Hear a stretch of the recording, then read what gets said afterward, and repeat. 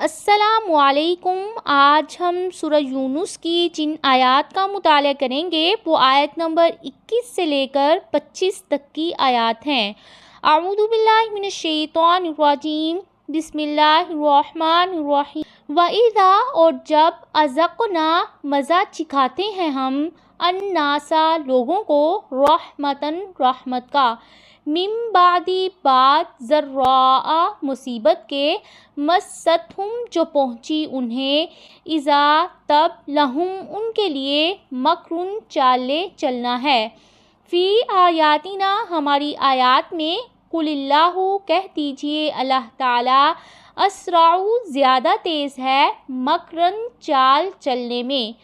انا بے شک رسولنا فرشتے ہمارے، یکتبون لکھ رہے ہیں، ما جو تمکرون تم چالیں چل رہے ہو۔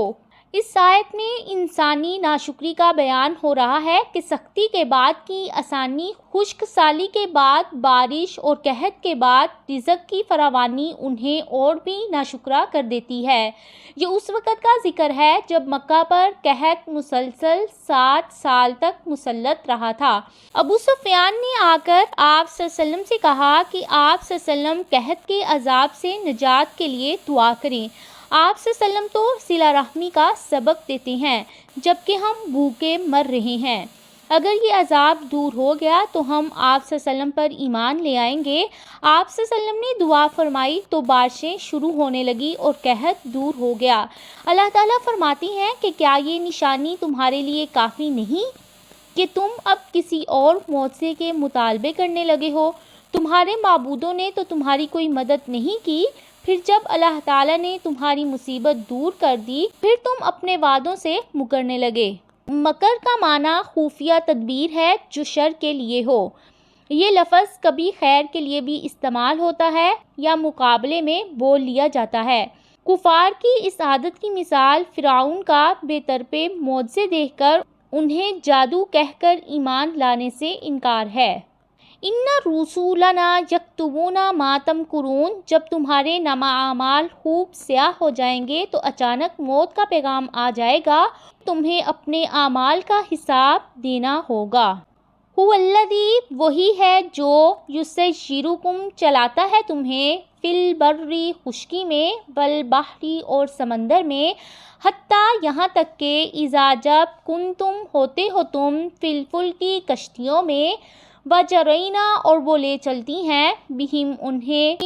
طیبۃ عمدہ ہوا کے ساتھ، وفارح اور وہ خوش ہوتے ہیں، بہا اس کے ساتھ، جاءتھا آ جاتی ہے ان کشتیوں پر، ریح ہوا، عاصف شدید، وجاءہم الموج اور آ جاتی ہے ان پر موج، من کل مکان ہر طرف سے، وظنوا اور وہ سمجھتے ہیں، انہم کہ بے شک وہ، احیط گھیر لیا گیا ہے، بہم انہیں، دعوا اللہ تو وہ پکارتے ہیں اللہ تعالیٰ کو، مخلصین خالص ہو کر، لہو اس کے لیے، الدین دین کو، لئن البتہ اگر، انجینا نجات دی تو نے ہمیں، من ہذہ اس سے، لنکونن تو البتہ ہم ضرور ہو جائیں گے، من الشاکرین شکر گزاروں میں سے۔ اس آیت میں بھی مشرکین کو مخاطب کر کے فرمایا کہ وہی ہے جو تمہیں خشکی اور سمندر میں چلاتا ہے۔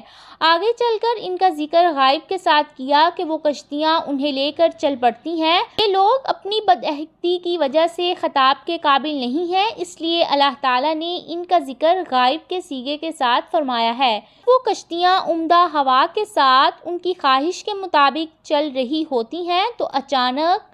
تیز آندھی آ جاتی ہے اور انہیں یقین ہو جاتا ہے کہ وہ گھیرے میں آ چکی ہیں۔ اب اگر اللہ تعالیٰ نہ بچائے تو بچنے کی کوئی بھی صورت نہیں ہے۔ مخلصین لہ الدین تو یہ مشرک لوگ اپنی پوری عبادت اور اطاعت ایک اللہ کے لیے خالص کر کے صرف اسی کو پکارتے ہیں۔ فلما پھر جب، انجاہم وہ نجات دے دیتا ہے انہیں، اذا تب ہم وہ، یبغون وہ بغاوت کرنے لگتے ہیں، فی الارض زمین میں، بغیر الحق بغیر حق کے، یا ایھا الناسو اے لوگو انما بے شک بغیکم تمہاری بغاوت علی انفسکم تمہارے اپنے خلاف ہے،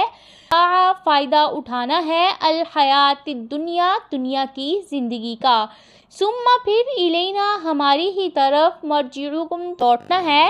فننبئکم پھر ہم خبر دیں گے تمہیں بما اس کی جو تم تعملون تم عمل کرتے۔ اللہ تعالیٰ نے بتایا کہ طوفان سے بچ نکلنے پر بھی وہی ناحق سرکشی اور ظلم شروع کر دیتے ہیں۔ اللہ تعالیٰ نے کئی جگہ مشرکین کے اس رویے کا ذکر فرمایا ہے، سورہ عنکبوت میں، سورہ لقمان میں، جیسا کہ حضرت سعد رضی اللہ تعالیٰ عنہ فرماتی ہیں، رسول اللہ صلی اللہ علیہ وسلم نے فتح مکہ کے دن 4 مردوں اور 2 عورتوں کے بارے میں فرمایا کہ وہ جہاں پائیں قتل کر دیے جائیں۔ ان میں ایک اکرمہ بن ابو جہل بھی تھے۔ اکرمہ نے یہ سنا تو سمندر کے راستے راہ فرار اختیار کی، لیکن جب سفر شروع ہوا تو کشتی والوں کو تیز ہوا نے آ لیا۔ کشتی والوں نے کہا، اس اللہ تعالیٰ کو پکارو کیونکہ اس وقت یہاں تمہارے معبود تمہیں کچھ کام نہیں آئیں گے۔ حضرت اکرمہ نے دل میں کہا، اللہ کی قسم اگر سمندر میں نجات صرف اللہ تعالیٰ کی ذات دے سکتی ہے تو پھر خشکی میں بھی اس کے سوا کوئی نجات نہیں دے سکتا ہے۔ اے اللہ، اگر تو نے مجھے اس طوفان سے نجات دے دی تو میں تجھ سے عہد کرتا ہوں کہ میں محمد صلی اللہ علیہ وآلہ وسلم کے پاس جا کر اپنا ہاتھ ان کے ہاتھ میں دے دوں گا، کیونکہ میں انہیں بہت درگزر کرنے والا مہربان پاتا ہوں۔ پھر وہ گئے اور وہ مسلمان ہو گئے۔ انما بے شک مثل الحیات الدنیا دنیا کی زندگی کی مثال کماء پانی کی طرح ہے، انزلناہ اتارا ہم نے اسے من السماء آسمان سے، فاختلط پھر مل جل گئی بھی اس کے ساتھ نبات الارض زمین کی نباتات، مما اس میں سے جو یاکلو جو کھاتی ہیں الناس لوگ، والانعام اور جانور، حتیٰ یہاں تک کہ اذا جب اخذت الارض پکڑ لیا زمین نے، زخرفہا اپنی رونق کو، وزینت اور وہ مزین ہو گئی، وظن اور سمجھ لیا، اہلھا اس کے رہنے والوں نے، انہم بے شک وہ، قادرون قادر ہیں، علیہا اس پر، اتاہا آ گیا اس پر، امرنا ہمارا حکم، لیلاً رات کو، او نہاراً یا دن کو، فجعلناہا تو کر دیا ہم نے اسے، حصیداً کٹی ہوئی کھیتی، کأن گویا کہ لم تغنا نہیں وہ بسی تھی، بالامس کل، کذالک اسی طرح، نفصل ہم کھول کر بیان کرتے ہیں، الآیات نشانیوں کو، لقوم ان لوگوں کے لیے، یتفکرون جو غور و فکر کرتے ہیں۔ دنیا کی بے ثباتی کو ایک دوسری مثال کے ذریعے سے اس آیت میں بیان کیا جا رہا ہے کہ جس طرح لہلہاتے پودے کچھ ہی دنوں کے بعد مرجھا جاتی ہیں اور وہ پھر خشک ہو کر اپنی تازگی اور خوبصورتی کھو بیٹھتے ہیں، وہی حال دنیا کا ہے، اپنی عارضی رونق سے لوگوں کو دھوکے میں ڈال دیتی ہے، لیکن دیکھتے ہی دیکھتے زندگی کے ایام ختم ہو جاتے ہیں اور موت آ جاتی ہے اور آدمی دنیا سے رخصت ہو جاتا ہے۔ قیامت کے دن اس شخص کو جو اہل جہنم میں سے دنیا میں سب سے زیادہ خوشحال تھا لایا جائے گا، اسے آگ میں ایک غوطہ دے کر نکالا جائے گا، پھر اس سے پوچھا جائے گا، کیا تم نے کبھی کوئی خوشحالی دیکھی؟ کیا تیرے پاس کوئی خوشحالی آئی؟ وہ جواب دے گا، نہیں، اللہ کی قسم اے میرے رب۔ پھر اہل جنت میں سے اس شخص کو لایا جائے گا جو دنیا میں سب سے زیادہ بدحال تھا،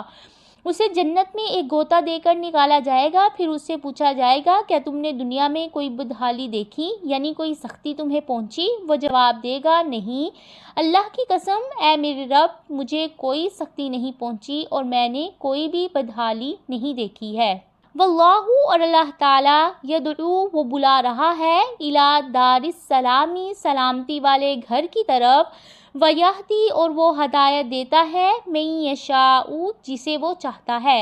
الی صراط مستقیم سیدھے راستے کی طرف۔ دنیا کی بے ثباتی کو بیان کرنے کے بعد اب اس آیت میں اللہ تعالیٰ نے اس جنت کو حاصل کرنے کی ترغیب دلائی ہے جو امن اور سلامتی کا گھر ہے،